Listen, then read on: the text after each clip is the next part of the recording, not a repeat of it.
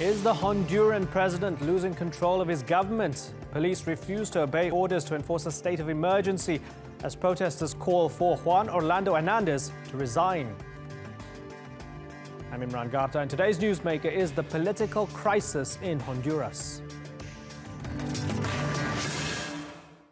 A disputed election in Honduras has turned into the worst unrest the country has faced since a coup in 2009. The opposition accuses President Hernandez of not getting the number of votes needed to be re-elected, no matter what the official results say. They want a full recount, and their demands are backed up by violent protests. In an attempted show of force, Hernandez enacted a state of emergency, complete with nighttime curfews. But the latest twist, the police are refusing to impose it. Their spokesman says guards will not follow government orders that violate human rights. So, could this crisis bring the president's political career to an end? Shoaib Hassan reports.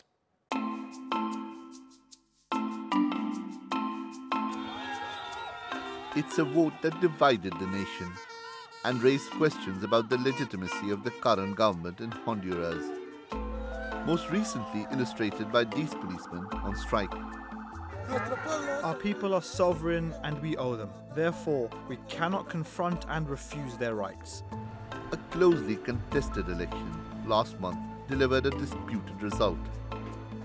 The US-backed incumbent, President Juan Orlando Hernandez of the ruling National Party, appeared to be trailing his main rival, the former TV star Salvador Nasrallah, as results rolled in.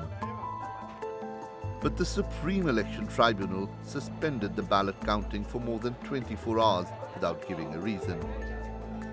When it resumed, Hernandez had pushed into the lead and was quick to claim victory, something categorically rejected by Nasrallah. Here you have the president-elect that the people want, the people choose, the people decided. Nobody can silence the people.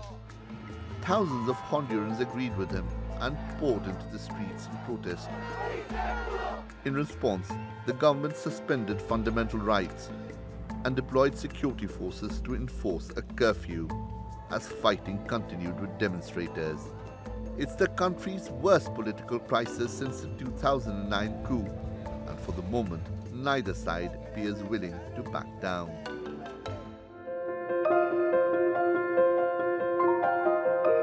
President Hernandez looks set to secure a second term before polling began. He's enjoyed a relatively popular first term after fulfilling electoral promises to crack down on crime and the drug trade. But recent accusations of corruption and embezzlement of state funds and the rise of the leftist candidate Nasrallah marked the beginning of his decline. Hernandez has now said he's open to the opposition's demand for a complete recount, something international observers have reiterated. To generate the conditions so that all parties involved can have the necessary conditions and guarantees to transparency. Also, the flexibility that this is guaranteed, that the process will not be over until it is over. But the fact that the Supreme Election Tribunal is headed by a member of the President's party means its final decision will remain disputed. As public opinion continues to turn against Hernandez and the opposition continues to claim victory, will he step aside? Or will there be more violence as the standoff continues? Shoaib Hassan, the Newsmakers. Well, joining me now from the Honduran capital, Tegucigalpa, is Gina Cawas. She's the Corporate Relations Director at the Foundation for Education in Honduras, a charity that focuses on education and development. In New York, we have Victoria Gaitan. She's the Program Manager for the Global Americans, a human rights think tank. And in London, Latin America analyst Javier Farge.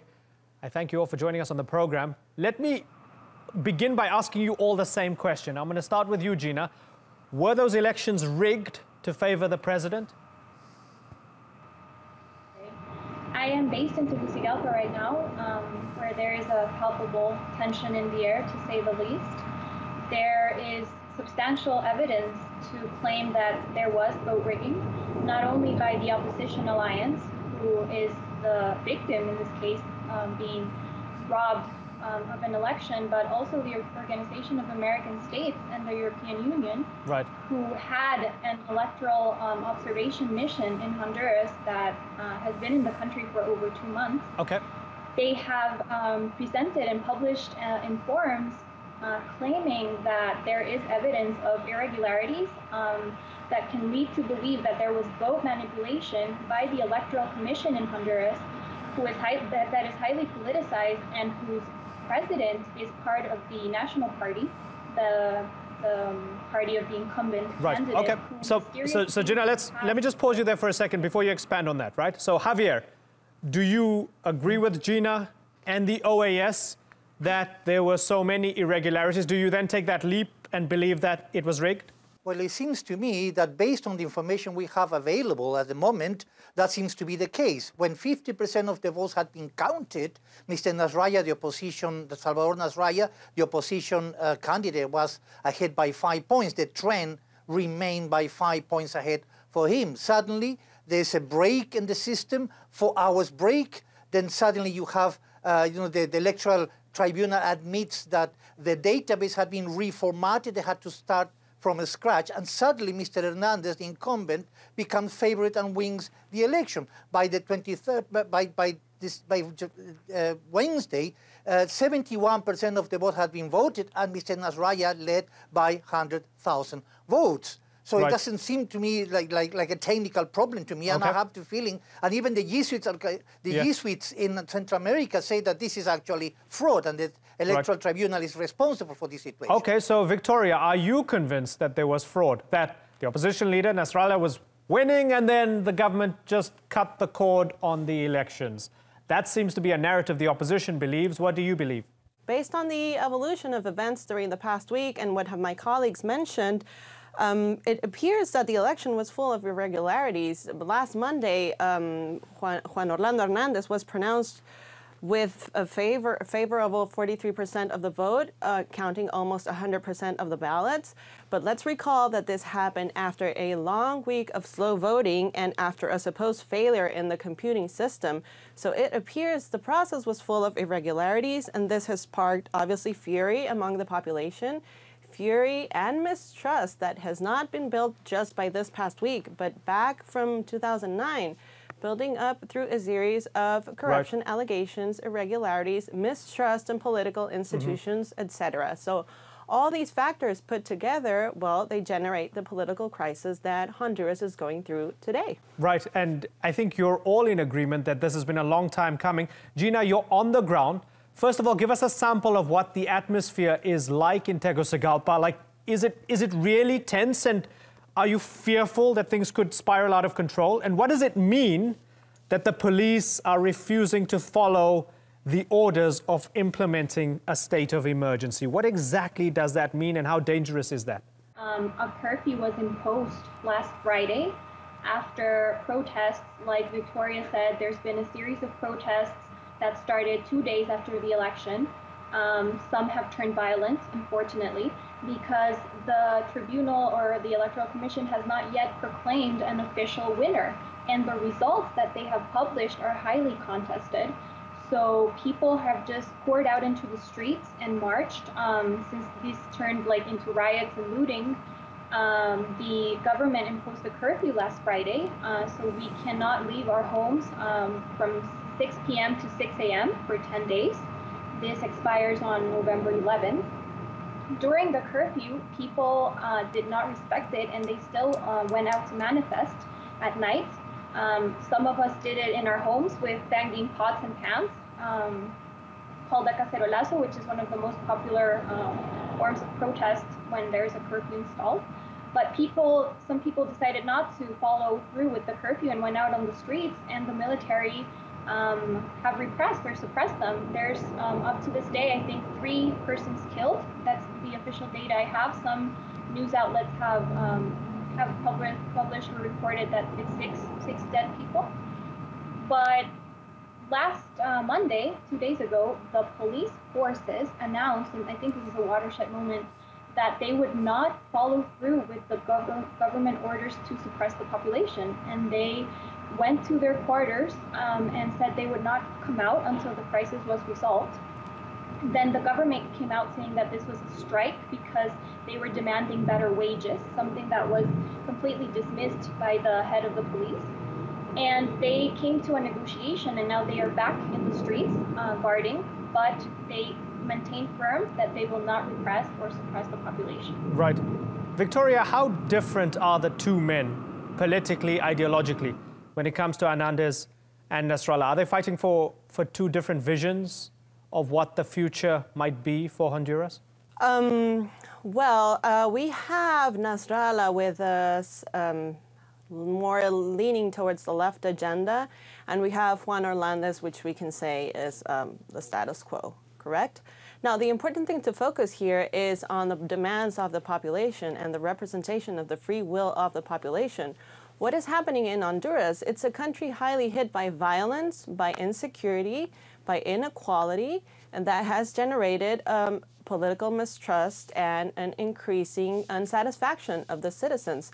So all this piled up together, they are not, they want the manifestation of the free will and their democratic demands. So it's a matter of ensuring a democratically elected leader who is willing to put forward the demands and the agenda of the people. And we've had Manuel Zelaya, the former president and the leader of the opposition alliance, Javier, saying he wants a full recount. Do you agree with him? Is that the only way to go forward?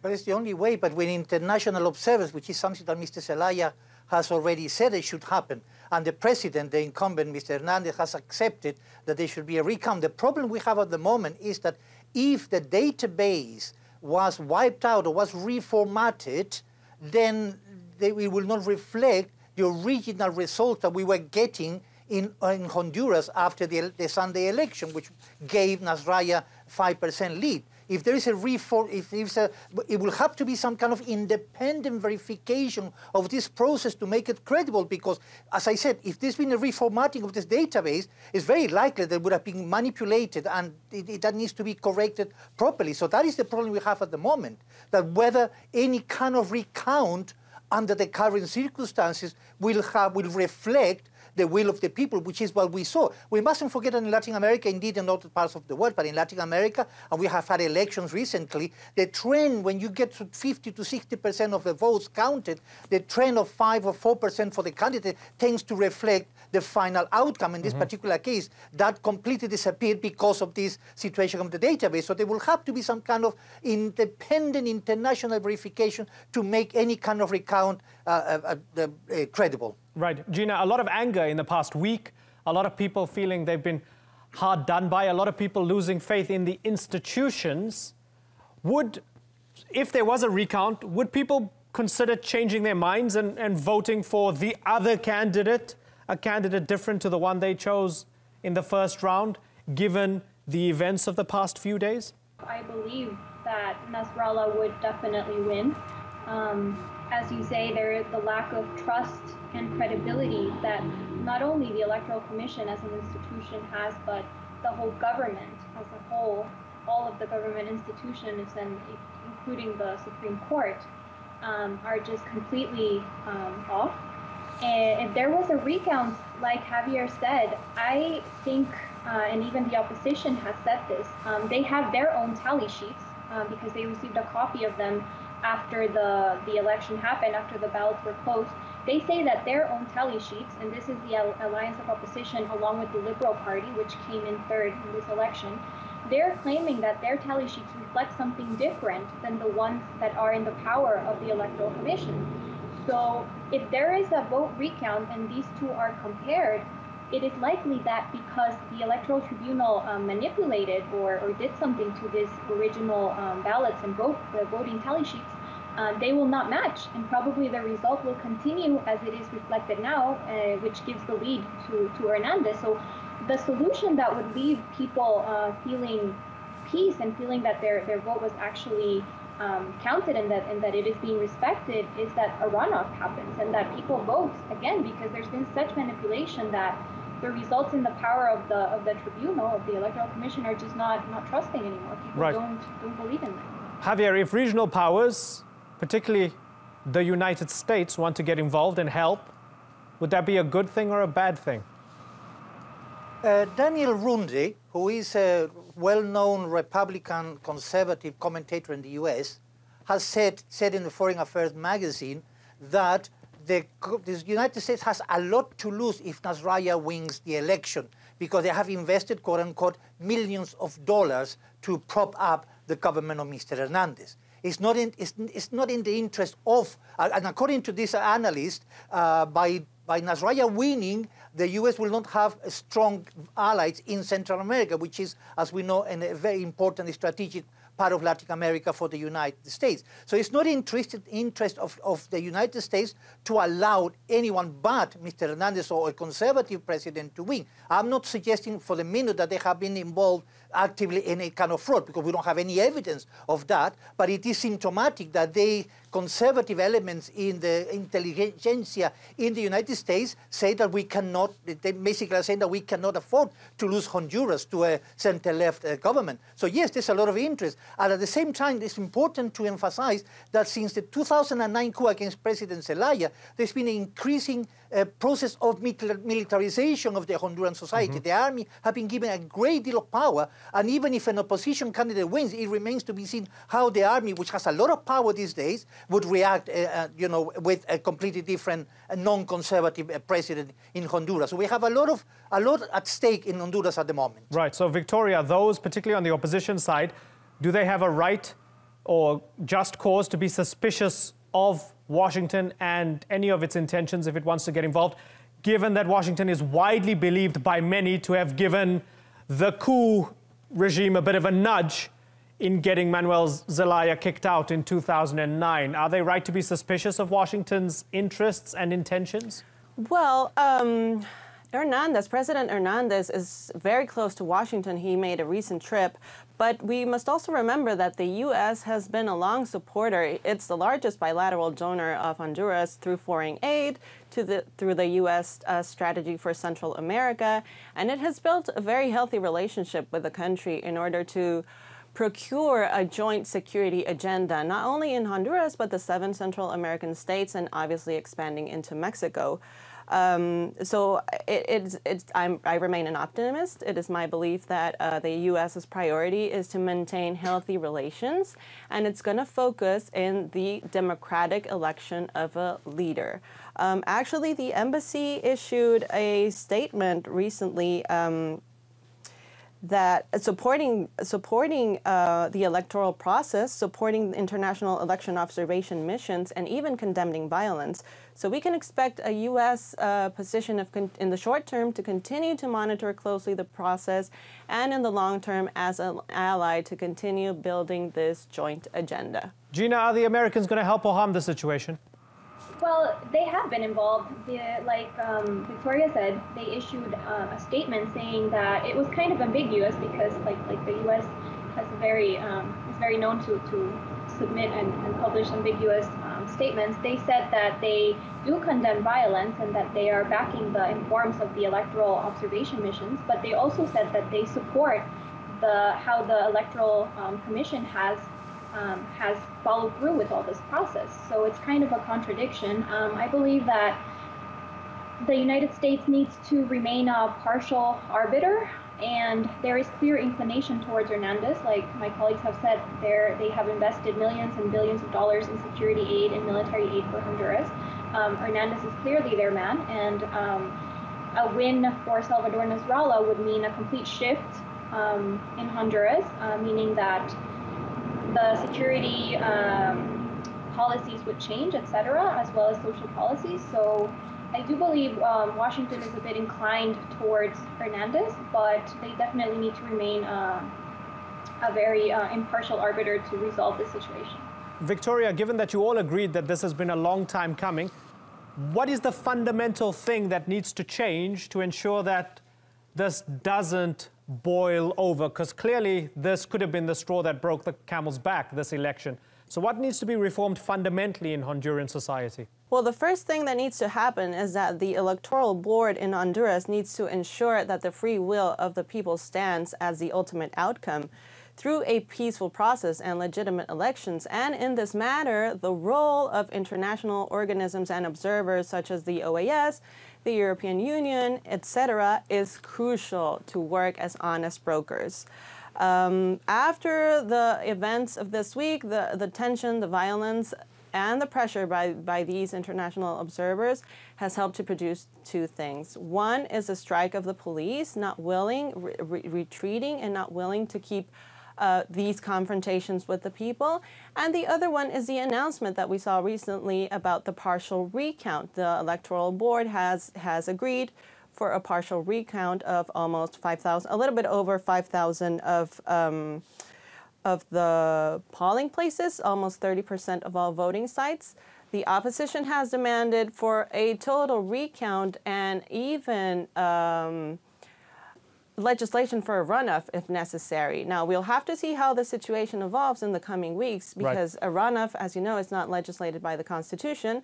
But what needs to happen in the short term is the insurance that the free will of the people will be the ultimate outcome. And as I said, international observers are crucial in this process. Final question to Javier. In 20 seconds, please, Javier, because I'm out of time. How's this going to turn out? I think I'm as optimistic as Victoria. I think the president has given in terms of allowing the recount of votes.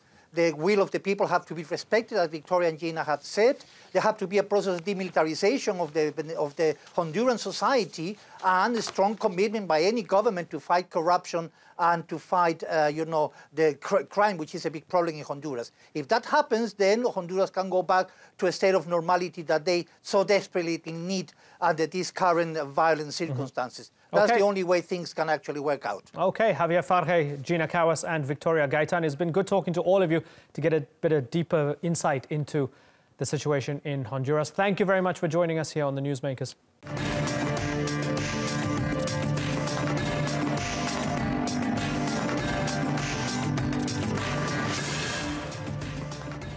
Still ahead on the Newsmakers, why Chechens are at war with each other in Syria.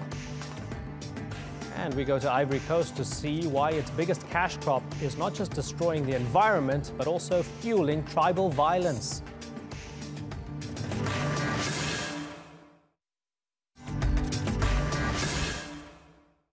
Welcome back to the Newsmakers. The war in Syria has been fought by hundreds of armed groups. Now a new player has entered the fray.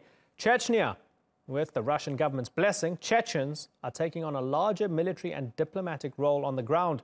Some of the soldiers sent into combat have relatives who had already joined the conflict in the ranks of Daesh or some other opposing force. In a very real way, this has become a story of brother against brother on the battlefield. Well, to unpack this, I'm joined from Ankara by Timur Akhmetov. He's an analyst at the Russian International Affairs Council, a think tank focused on Russian foreign policy. And with me here in studio is Neil Hauer. He's a Syria analyst specializing in Russia's involvement in the conflict. Gentlemen, thanks for joining us. Neil, let me begin with you. We're used to hearing about Chechens joining groups such as Daesh or Nusra and its later iterations. I remember Omar al-Shishani, right, Daesh's Minister of War, the Chechen, and others. They would really stick out like a sore thumb. But we're not used to hearing about Chechens being sort of deployed and employed by Mother Russia. Right. Is this a new thing? In large part, it is. I mean, the first time this happened was almost exactly a calendar year ago. In December 2016, there was video that emerged showing Chechen soldiers talking amongst themselves, preparing to depart from their base in Grozny to be deployed to Syria. And this portended the deployment itself by a period of about a week or two. And just after that was shot, these soldiers arrived in Aleppo to safeguard the last few weeks of the rebel evacuation from the city, and then to begin overseeing the consolidation of security for the Russian angle and the delivery of humanitarian aid in the city. And after that, over the course of the past year, this presence has spread to other areas of the country. They've been deployed from north to south throughout government-held territory. And at this point, it's had a steady growth throughout the whole year, and there's more that they're deployed now than ever before. Right. Timur, now, Russia historically has had an uneasy relationship with the autonomous regions, especially in the Caucasus. A lot of men had taken up arms against the Russian state. A lot of them wanted to break away. Many of them joined militant groups. Kadyrov is on side with Putin, but I still struggle to understand, what does Kadyrov and what do those fighters get out of going into Syria on behalf of the Russian state? By sending his troops to Syria, Kadyrov once again wants to portray himself as a trooper of Putin, as he said before. And actually, Kremlin wants to use its resources, in this case, Chechen and Caucasus troops, to minimize its reputational damage that were inflicted during the Syrian conflict. As we know, Russia is accused in the region of supporting Shia troops and Assad troops, that is also portrayed as a Shia ally.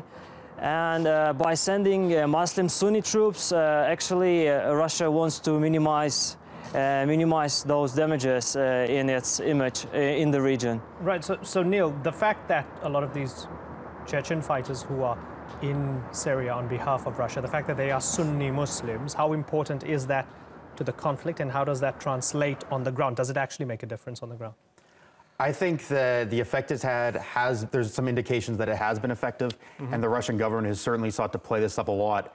In their first deployment to Aleppo and that first tour of duty, there was some very significant documentary films produced by Russian media outlets showing these Chechen troops driving around Aleppo, interacting with local civilians, performing Islamic prayer rites there. And there was even one incident where the Chechen Grand Mufti, who was visiting there, publicly converted an ethnic Russian soldier to Islam in front of the Syrian onlookers. Yeah, major symbolism there, I guess. Timur, the Chechens are not the only group deployed by the Russians. They also have this group that I read about, the Turan group. They are Central Asian Shias who are from places like Uzbekistan and so on. So tell me what's the thinking behind, on the one hand, you have the Chechens, and as you say, the Russians are trying to deal with this kind of reputational damage that they're fighting Muslims and killing Muslims in Aleppo and so on. And on the other hand, they've got, on the other side of the sectarian divide, Shia Muslims that are similar to the Iranian militias, and they are also fighting on behalf of Russia. What's the Kremlin playing at there? Actually, there is no so much information about the so-called Turan group, as you mentioned, but I think that the main rationale behind this decision to send such culturally distinctive groups to Syria is to minimize again the conflict between the Russian troops and the local population. As we know that from the Afghanistan experience, the first troops that were sent to Afghanistan were the troops recruited from the Central Asian republics. And this step was seen as a perfect just to initiate first stages of the conflict. And I should also remind you that the Chechen deployment of the Chechen troops was not first attempt, was not the first time when Russia decided to send Chechen troops to the Middle East. As we know, in 2006, Chechen troops were sent to Lebanon to protect engineering troops there. So we see that Russia actively uses its cultural resources to smoothly intrude and act in the region. Right. It's going to be interesting to see how that plays out in the Kafkas region itself, because, of course, they still have small insurgencies as well, even though the likes of Kadyrov are aligned and allied with the Kremlin. Let me ask you, Neil, about what Novaya Gazeta has reported. They've said that because certain families have had boys generally who have joined groups like Daesh, some of these young men who have been recruited now to be sent to Syria to fight on behalf of the Russian military and basically on Assad's side are from the same family. And it's a way of kind of the family making right with the government. How prevalent is that? I mean, it's impossible to give real hard figures for these sorts of things, or to go beyond the point of rumors, essentially. But Novaya Gazeta has done incredibly good reporting from Chechnya, especially in the last year. They broke the gay purges stories, and the concept of collective punishment is very prevalent in Chechnya, and this is the reason why people are fleeing there on the order of about 50 to 100 people per day trying to enter the European Union for asylum, is largely because of these collective punishment techniques. So it's very plausible that some of these fighters have been drawn under coercion or duress, in part, from the families of these other insurgent fighters to go join the military police brigades that are being sent to Syria. And Timur, at the moment, with all of these different groups that are being deployed by Russia, do they have the upper hand as a result of it in Syria? It's hard to say, but as we see, there is a minimization of the conflict. The losses among the civilians are down.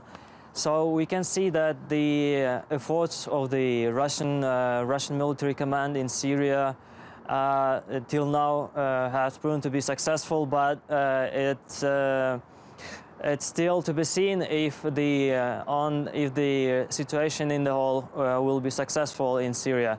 But now, as we see, the deployment of the Chechen and the Caucasian troops is seen as an attempt, as a part of this policy to minimize all the conflicts between the Russian troops there and the local population. Right. Neil, what can be made of what Assad's two main allies are doing with this disparate variety of groups that they've been sending?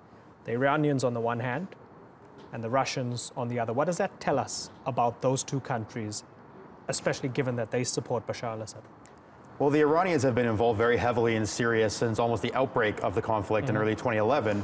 And since mid-2012, they've poured in thousands of fighters, thousands of advisors, and they've created their own indigenous Syrian militias led by Iranian advisors, and also imported foreign Shia fighters from Afghanistan, Lebanon, Iraq, from a number of countries. And so the Russians are really late to this game, and that they have never attempted to engage with the pro-regime formations outside of a small handful of Syrian regime groups. And now they're just trying to counterbalance against Iran's influence on the ground by employing these troops. But the difference in their goals is that Iran wants to keep the conflict going, and Ayatollah Khamenei transferred to Putin a message a few weeks ago when they met, saying that don't think the conflict's over, it's not even close, whereas Russia would now like to wrap things up. But in order for Russia to do that, they're going to have a lot more leverage on the ground than they have presently, which will mean a lot more Chechen, North Caucasian peacekeepers. But I mean, does that necessarily mean that with the Russians it's more pragmatic? If the Chechens can help, and if it can give the added value of them being Sunni Muslims to help them on the ground, so be it. But with the Iranians, it's more ideological. It's empire building. Is that what's happening between the two? It's something like this, yeah. Russia is trying to move towards a full resolution of the conflict, and it's largely leading in this international sphere, leading negotiations, and is attempting to now take the lead in wrapping up existing conflicts there and moving towards a full settlement of the crisis there. But Iran, on the other hand, Iran is still very much engaged, and Iran wants to pressure against Israel especially. This is a major point of contention with the Russians. Iran wants to continue on towards Idlib province, and especially liberate these two Shia towns that have been under long-time siege by rebel forces. And there's a real dovetailing, there's a real tension between Iran's goals and Russia's goals. So they're allies in many ways, allies of convenience and in name only. Right. Timur, very finally, do you agree with that there's this tension between the Iranians and the Russians on what comes next in this conflict?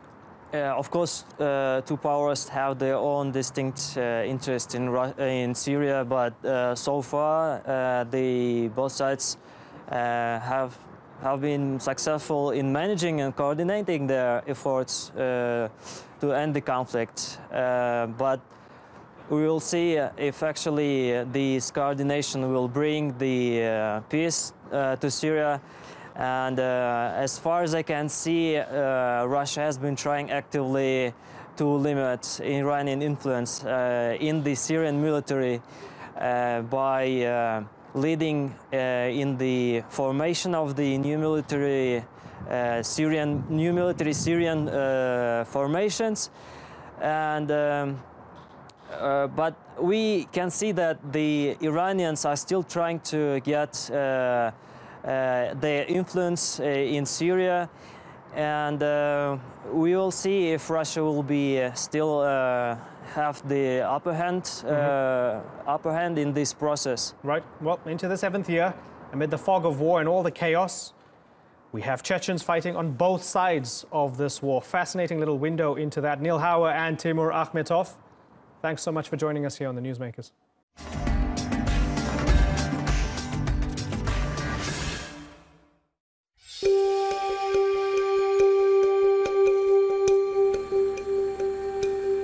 This is good land for farming and fertile for conflict. Cocoa is the crop of choice in western Ivory Coast. Since the 1960s, the country has become the world's top supplier. But it's come at a cost, with 80% of all rainforest cleared to plant the cash crop. Drissa Siaka's father is known as the first farmer in Ivory Coast to plant cocoa. Drissa took me to one of his groves deep in the forest. Cocoa provides a lot of jobs to the young people of this region, but this year the harvest was not good. He says for established farmers like him and his father, pesticides have damaged the long-term viability and value of their land. The land is becoming more infertile. In the past, a cocoa farm would last 10 to 15 years, but now it's not the same. This is one of the reasons why protected natural reserves are being increasingly sought after, and in many cases, seized illegally. Other pressures pushing this trend, high unemployment, combined with the voracious global demand for cocoa. The government estimates as much as 40% of the country's cocoa comes from illegal plantations on protected land. But the farming of protected land is not just an environmental conflict, it's also a political one. This is raw cocoa set out to dry. It's Ivory Coast's most coveted commodity, and it's at the center of a battle over land rights that rival groups have fought and killed for.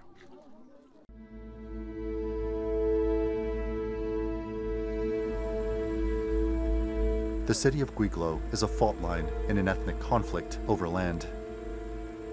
The youth are unemployed. Unemployed youth, what do? It's a bomb, this forest. If the government does not clear out those who are in the forest, it's a bomb, ready to go off. The Way people are native to this area. Blodens Alvarez is a local elected youth representative. These are pictures he took of Way farmers who'd been attacked by settlers from a rival ethnic tribe known as the Baule. Blodens says Baule settlers have occupied protected forests and forced Way farmers out under threat of death. The government must clear out those who are there and change the status of this forest gradually. It is the best solution. The trend of settlers moving on to protected land accelerated in the aftermath of the 2010 political crisis, in which incumbent Laurent Gbagbo refused to cede power to current President Alassane Ouattara. I was attacked because I live in the same village as some Baule people. Since the elections in 2010, the situation has become very tough for Way people. The Way always feel frustrated. Farmers like Somplé Alfred find themselves living in danger. Outbursts of violence between the two clans are becoming more frequent as available arable land becomes scarcer.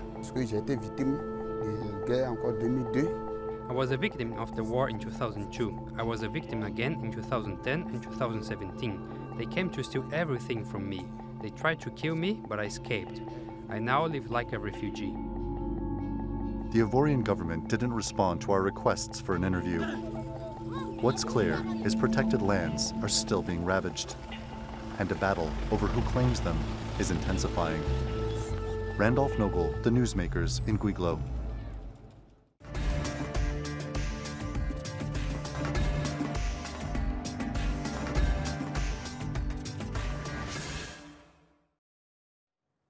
Hundreds of British Sikhs have been rallying outside the UK Foreign Office in support of this man, Jagtar Singh Johal. He was arrested more than a month ago in India's Punjab region and is suspected of having been tortured. Indian police have accused Johal of helping armed groups buy weapons to kill Hindu leaders. Despite the claims, no charges have been filed. And Johal has said through his lawyers that he's been hung by his limbs and given electric shocks. Well, to discuss this, I'm joined by Dabinderjit Singh in London. He's the principal advisor to the Sikh Federation in the UK. And from the Indian city of Chandigarh, Ritesh Laki. He's the senior editor of News 18 Punjab. Ritesh Laki, let me begin with you. Did the Punjab police have reasonable grounds for suspicion when they arrested Jagtar Singh Johal? Yeah, certainly as per the statement and as per the way the investigation has been heading, not only Punjab police, but apparently as of now, as the case and this investigation goes on, we have sufficient reason to believe that not only Jagtar Singh Johal, but there are other people who have already been implicated in one way or the other, the co-accused in this case. There is reasonable amount of suspicion. And since the matter has now been handed over to a federal investigating agency by the state police, the matter of this investigation is now with the NIA, that is the National Investigating Federal Agency, which is now taking over the probe of this entire matter, not only Jagtar Johal, but all the killings of the right-wing Hindu leaders that have been happening in the state for the last 1.5 years. There is a reasonable amount of suspicion. And the fact that the investigation has changed hands between two investigating agencies, it gives us sufficient ground to believe that they have sufficient evidence to link Johal. Okay, so Dabinderjit Singh, the fact that they've bumped it up to India's equivalent of the FBI could suggest that there's something there. There might be something that they're looking at. Tell me why you're not convinced. It could well be that there's something there. It could also be that the Punjab police have shown their incompetence because, you know, how can you hold a press conference 3 days after somebody's arrest and say you've cracked these murders when it was clear that Jagtar had been in Punjab for 7 weeks earlier this year. He'd been in Punjab for 5 weeks when he got married. And when ordinary people look at this case, there may be suspicion, but actually, a month later, he's still not been charged and no evidence has been produced in court. Yeah, okay, so Ritesh, given that they're saying, and this I'm getting from Hindustan Times, right, because there's a lot of speculation, there's no official charges, given that they're saying that he was possibly a key conspirator and also a fundraiser being used to send money to killers, and they see him as a sort of Khalistan separatist, right?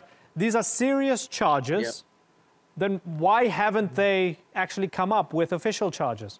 Well, Imran, let me put this fact clear that the case having been registered and now the investigation being handed over from one investigating agency to the other, keeping in mind the ramifications that the whole case and the probe related to these murders have had for multiple set of agencies across the country, and since the matter could have been its linkages internationally as well, so that's why the matter has been handed over to NIA. And as per the Indian law goes, in order to be able to raise a charge sheet, which is also called a challan, the Indian law permits the investigating agencies 90 days, that is 3 months. Within 90 days, you have to bring out a charge sheet. In this case, the matter being handed over, we have to wait for the 90 days mandatory period to be over before jumping the gun and telling that the investigating agency has not been able to press ahead with the right charges. Right now, the investigation is on. The registration of FIR means that the investigation is on, and they still have some time before a charge sheet, a formal challan is to be presented. Yeah, you see, Ritesh, yeah, certainly. Ritesh, what his supporters are suggesting is that maybe they're buying time because they're torturing him at the moment to extract confessions. They're saying he's being tortured. Has there been any hint that that might be happening by the Punjab police, Ritesh? See, Imran, any investigating agency, any police agency, whenever you are getting what you say, the investigation and your own information out of a person which you apparently perceive to be a criminal, then there have to be the ways in which the investigating agencies must be handling that person. Now, if there is a torture happening, as there have been claims for a lot of sides in the international diaspora, I must say that there is a legal recourse available in this country. There has been consular access. Apparently, there has been a dissatisfaction the way the councils or the embassy officials, the Scottish people, they have handled the case here. But I would say that every legal recourse is available with the people and Jagtar's, Johal's, the legal team which is defending him in the court of law. And today also his remand has been extended by a day for a further investigation and probe. So the matter is that there are legal recourses available. So let's ask just Mr. allegations want to. There are okay, so Mr. Singh in London, if he is being tortured, guess what? He has legal recourse. Does that console you?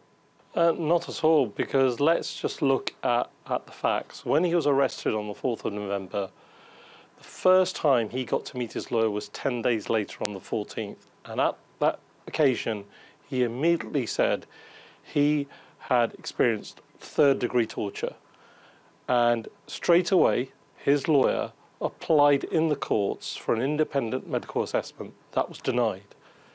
And to this day, the British High Commission, the consular staff, have not been given free and fettered access to a British citizen. And on top of that, let's go back to the 10th of November. On the 10th of November, his lawyers and the British High Commission staff sat outside the courtroom. And what happened was Jagtar was brought to the courtroom, his remand was extended for 4 days, and he was taken away. And only afterwards were his lawyers and the British consular staff told he'd been to court. Right. There is a suspicion that on the 10th, they didn't actually want to show Jagtar to his lawyers or consular staff, because what he claimed was torture in the first 3 days of his arrest. Understood. Damitrijit, what would you like the UK government to do or to do more of, given the current situation? I think what we've seen in a month is we have seen the Prime Minister of this country 2 weeks earlier express her concern. The next day, we heard a Foreign Office Minister stand up in Parliament and say that if Jagtar was being tortured, this is unconstitutional, and he promised extreme action. 2 weeks later, the British High Commission can still not get access to Jagtar. There is no sign of an independent medical assessment.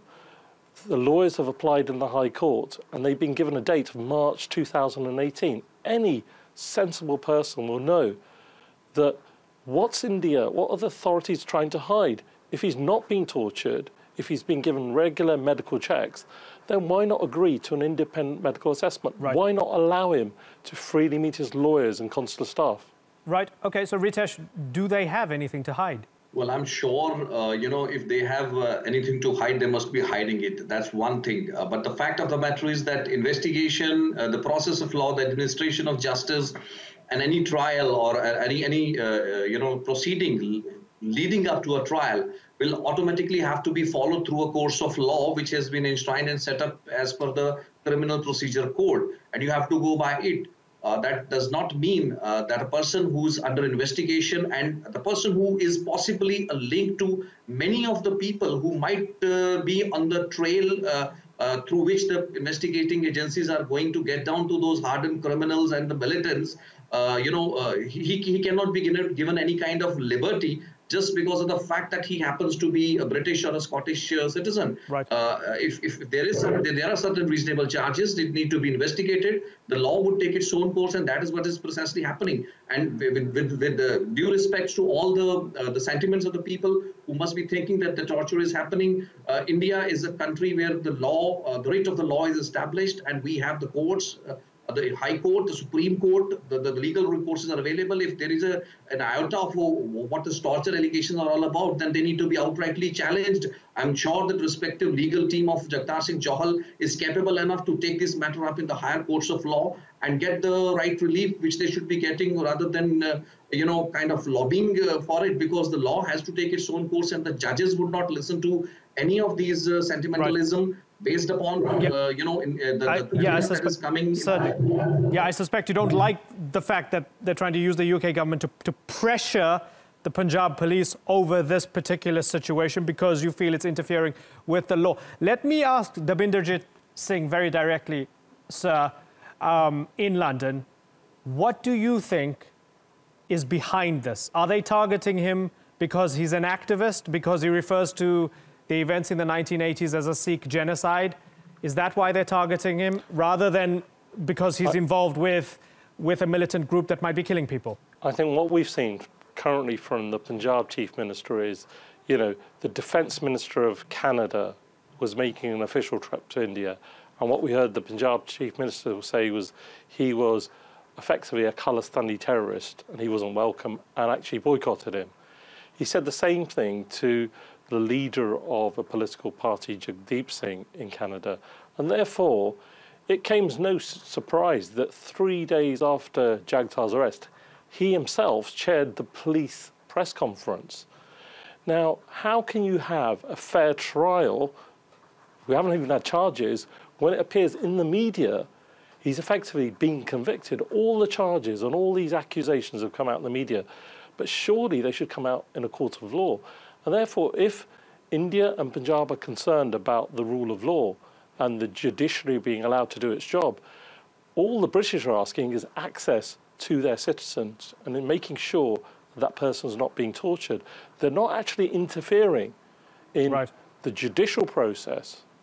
Yeah, okay, well, we'll have to watch this closely and to see what actually comes out of these investigations, especially since it's been bumped up to a kind of federal national level by Punjab police. We'll be following Jagtar Singh Johal's story very closely. Gentlemen, Dabinderjit Singh and Ritesh Laki, for the moment, I thank you both for joining us here on the Newsmakers. That's all for this edition of the Newsmakers with me, Imran Garda. You can check out more of our stories on YouTube, Facebook and Twitter. Remember to like, follow and subscribe. Next time, we look at the controversy around recognizing Jerusalem as Israel's capital. Could it jeopardize any hope for peace with Palestinians? Until then, thank you for watching. Bye-bye.